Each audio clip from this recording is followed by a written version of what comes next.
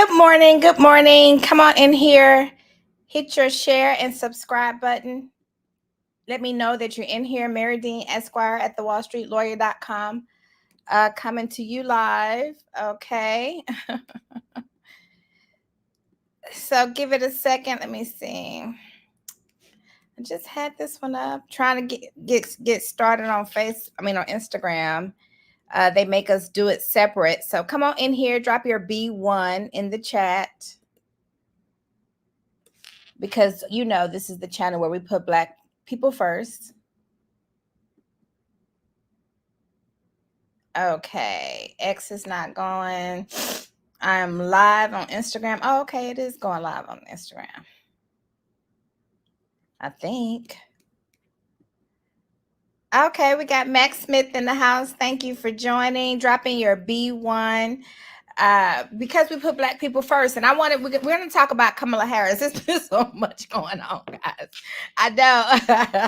I feel like I should have started today's live with some meditation music. But it's just an interesting time to be alive. Interesting time to be an American.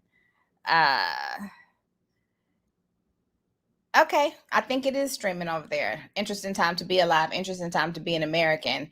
It's just life is interesting, and life, what they say, life be lifing, and we have President Joe Biden has dropped out of the race, and Vice President Kamala Harris, which I said this on a response on someone's post the other day on Instagram. I suggested back then that they should have ran with her from the beginning, and a female responded in the they would never do that. They would never. That's impossible. So basically we should be supporting Biden. And I said, I do have that, a picture with President Barack Obama. So I don't know if I see things as far-fetched. Actually, let me go and share my screen. Share screen. Yep, because I got it pinned on my Instagram. And so for those of you who don't follow me, go follow me on the gram, okay? Follow me on the gram. And so, let's get into this. 5 facts about VP Kamala Harris that the internet got wrong. I pulled up this article at the Austin American Statesman. And the first one is Kamala Harris Black? Claim Kamala Harris is not Black. Is Kamala Harris Black? And I'm curious to know, what do you guys think? Do you guys what do you think? Is she Black? Is she Black enough? President Biden said on his campaign trail, if you don't vote for me, you ain't Black. And so I'm curious to know, how do you guys weigh in on this topic? Let me know, what do you guys think? Hello, good morning. Max Smith says, I love your glasses. Well, they love you back. What do you guys think? Is Kamala Harris Black? Kamala Harris has served as the country's first Black and South Asian woman to be elected vice president. She has an Indian mother and a Jamaican father. On the campaign trail, Harris has worked to appeal to Black leaders and voters through conversations at barbershops and historically Black colleges and universities. It is interesting to note that she did attend Howard University and HBCU and was a member of the Alpha Kappa Alpha sorority, which mobilized behind her, and you could be spotted at rallies. I also heard through the grapevine that the way that we're going to support, the way that we're showing support for Kamala Harris, that she's Black. I'm reading someone's comment. So D-Mac says, no, she's not. Why D-Mac? You got to give me more. Okay. She's mixed outside and white inside. Okay. Explanation. She's mixed outside and white inside. So mixed outside. Yes, because her mother is South Asian and her father is Black, which in the Black community, I don't know about you growing up, but those people, we always considered them to be Black. Uh, and I think that the fact to me that she's mixed outside and white inside. Interesting. You know, I think the whole concept of race is interesting in America to begin with, because all of it is a social construct when you think about it. And at the end of the day, they're all our children. Oh, but don't let me get into that because the Black man was the original man. But I just said it like, what is Black? That's a good question. What is Black? A social construct. A social construct, right? Something that America created to keep us divided, but I digress. Let's get into these facts. Oh my gosh, y'all making me get so deep this morning.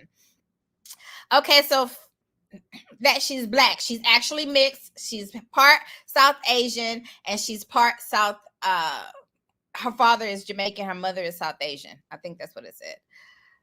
But she went to an HBCU and she pledged the first HBCU. Okay, we got another comment from Loki Dark Song. Harris on several occasions stated that she was not Black but East Indian. Her father is East Indian Jamaican. She knows zero about Black culture, which has this once again demonstrated by herself. Well, she went to HBCU and she pledged a historically Black sorority. So that is the culture. And I understand the mix, it's so much rhetoric out there.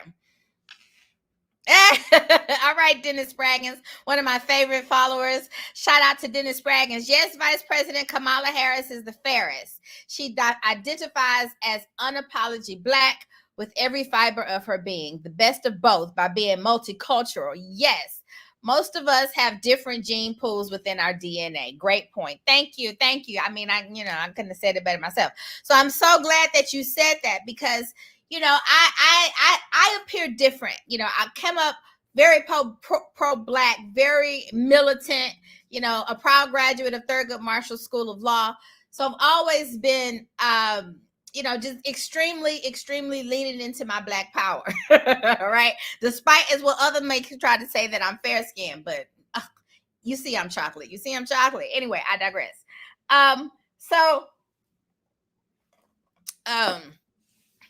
There's that. But my oldest sister has married a white man.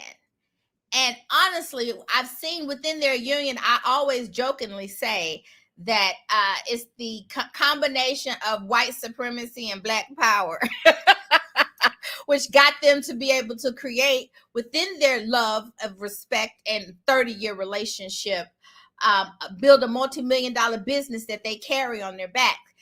And I just feel like it is the best of both worlds.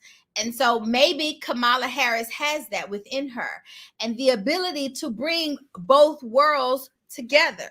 There is that possibility. But what I do know is that, thank you, Dennis. And my podcast, I really love this podcast. My podcast loves you back. Thank you. But what I do know is that united we stand, divided we fall. And whatever, as I study religion, I will tell you this is interesting. As I study religion, the thing that I understood about religion was that in its totality, when you study all the religion and you put them all together, you really get the entire story.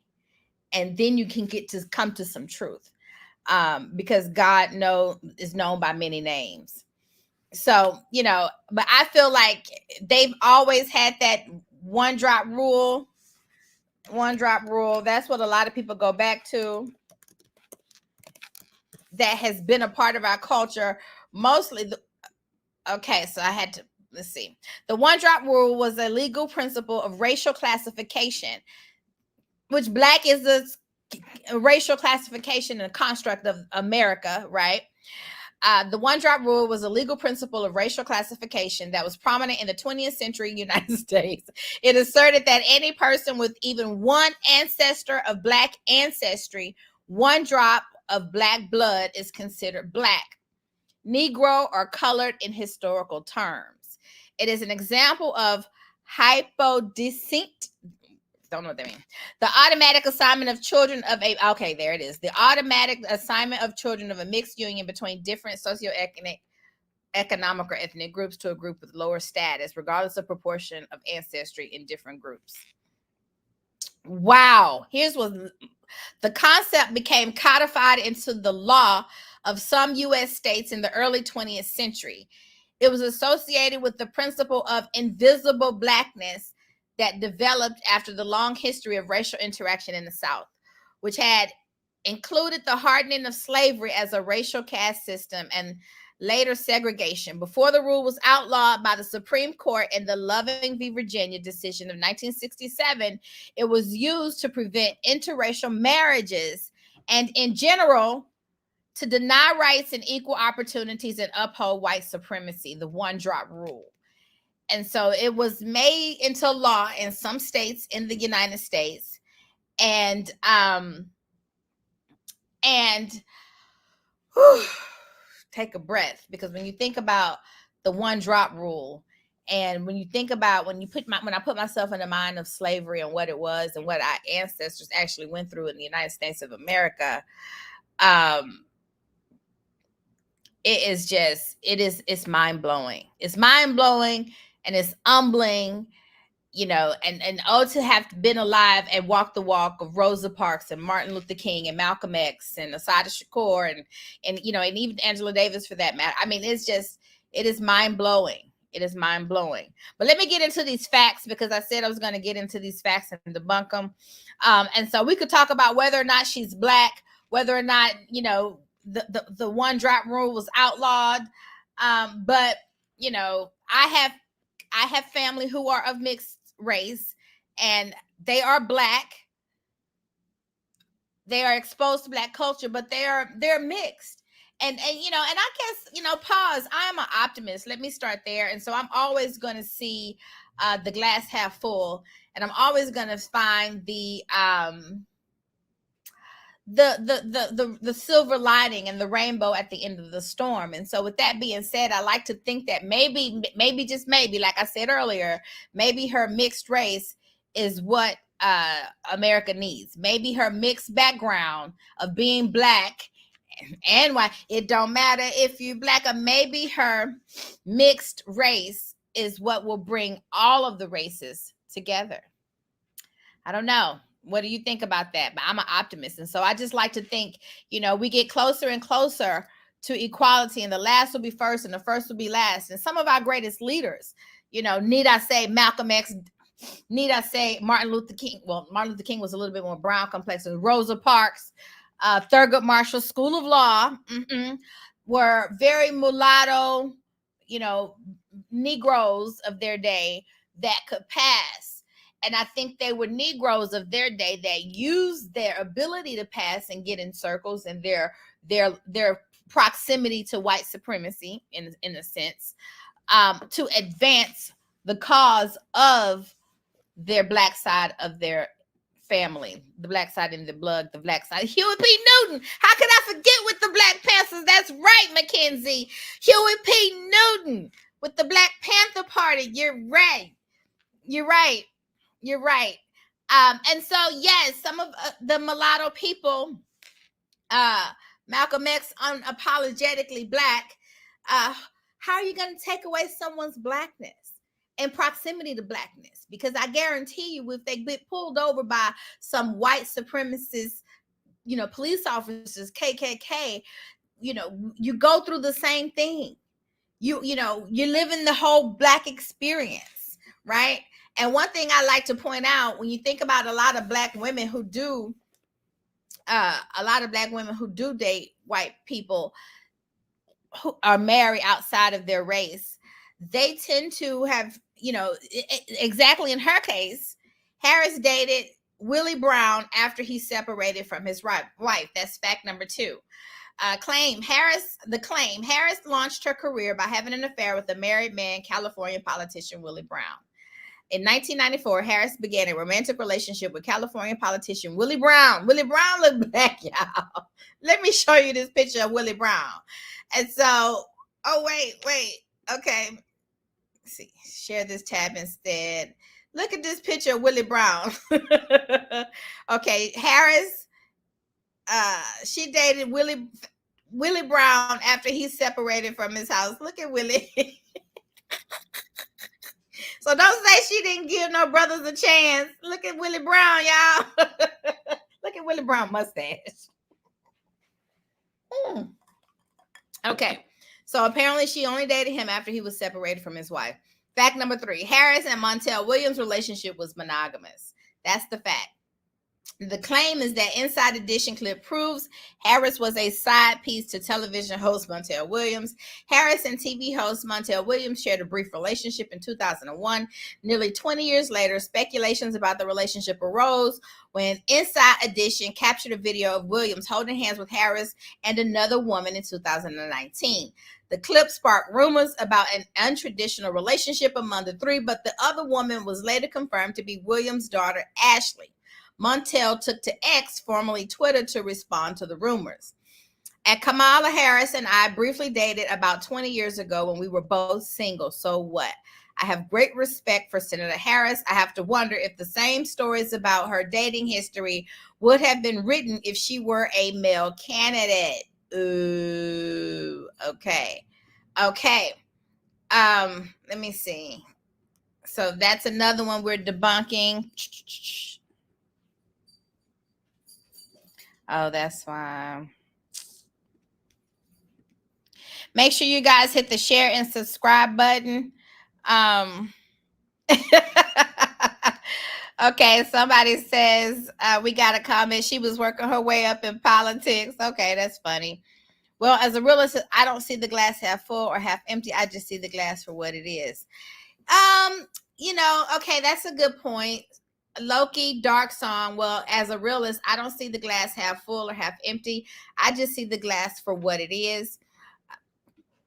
I see, well, part of it too is, it's not just, a lot of people are realists, but I believe that you really do create your own reality. That is the law of attraction. I do talk about the laws of the universe if you don't know what those are. And the law of attraction is the main one for manifestation. And the third, my book is broken up into 3 parts. In the third part of the book, I do talk about the laws of the universe, and we talk about the law of attraction. And the law of attraction is that like attracts like. It's the science behind why prayer works. And so it's basically that your thoughts become your reality. And so I don't try to focus on the reality that other people have created. I really do try to focus on creating my own reality. I focus on trying to create my own reality. And so that's another reason why I'm an optimist, because everywhere I look, I see God. And if I see God everywhere, then I can't help but see the glass half full. That is my theory. That is my philosophy. Take that with you. Do with that as you will, as they say. Okay, so fact number 4. Kamala Harris is a natural born citizen of the United States. The claim is that Harris is not eligible to run for president. Harris, the former U.S. Senator from California and the state's Attorney General, Harris is a U.S. citizen, now age 59. She was born in Oakland, California. That's another thing. Girl was born in Oakland on October 20th, 1964. While Harris spent some of her teen years in Canada, most of her childhood was spent in the United States. So the 14th Amendment to the United States Constitution grants citizenship to all persons born or naturalized in the United States. The Constitution also states a president must be at least 35 years of age, be a natural born citizen, and must have lived in the United States for at least 14 years. Okay, so I do think that she meets all of those qualifications. Girl was born in Oakland. I don't know about you, but to me, it don't get no blacker than that. Okay. And claim number 5, fact 5. Kamala Harris advocates for decriminalizing marijuana. Claim, as California Attorney General, Harris prosecuted and incarcerated a lot of Black men for marijuana-related cases, then held them past their release dates. The claim refers to, but misrepresents, a legal argument made by attorneys for Harris' office. While she was California State Attorney General in 2014, attorneys representing California inmates argued the state was slow to comply with a court order that said nonviolent repeat offenders were to be eligible for parole after serving half their sentence to reduce overcrowding.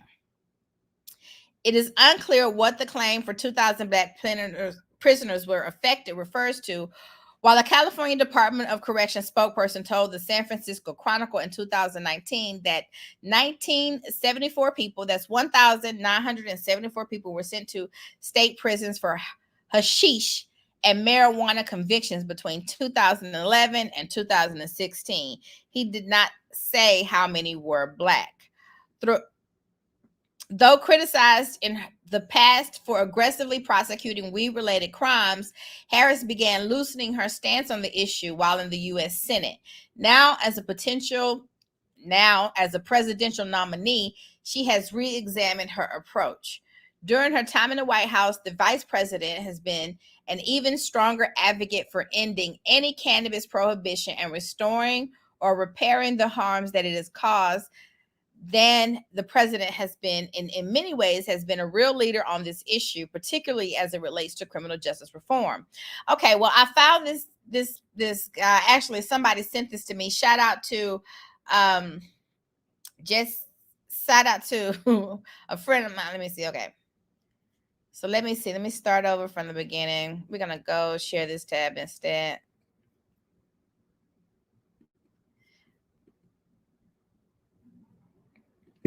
Kamala Harris, for years, I've been told, hey, she put thousands of Black men in jail unjustly for marijuana charges. And I was like, dang, that's crazy. So for years, I didn't like her because of that. Then last night, because I was bored, I sat down and said, well, how many thousands? 10, 20, 30,000 dudes? So from 2004 to 2010, Kamala Harris was the district attorney for San Francisco. And in that time, she had several convictions for marijuana charges. Her total amount was 1,956 people. And you might say to yourself, that's not thousands. I know, because even less actually went to jail. The number was 45. So for years, we've been told, hey, she's locking up Black men left and right unjustly for weed charges, when in fact, not really. Now, I will say, in 2010, when the bill came up for them to legalize weed, she sat on the sidelines. 2016, she did the same. She didn't come forward and speak publicly about it until 2018.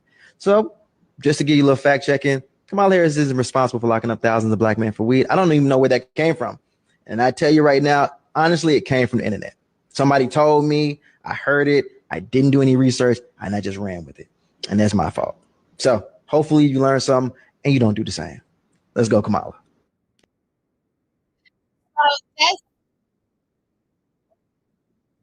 That's interesting, guys. That's interesting. So do with that as you will. So that's my time. I'm going to get out of here. Make sure you hit the share and subscribe button if you want to grow your Black-owned business. You want to have a consultation with me. I dropped a link in the chat. You can link to my calendar. Get on my calendar. Let's talk about your business. Let's talk about how you're building up your community. What do you have to offer? What do you have to contribute? I think that she's contributing something to us. I'm an optimist, and when I see her, I do see myself, and so she got my vote. I'm sorry, but I believe in, I'm loyal. I'm loyal to my sister, and I think that if we're gonna disagree, we can disagree behind closed doors. But one thing we should learn as a people is just how to stick together.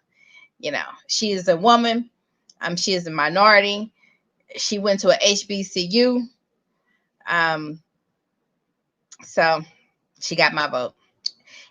Mary Dean Esquire here at thewallstreetlawyer.com signing out.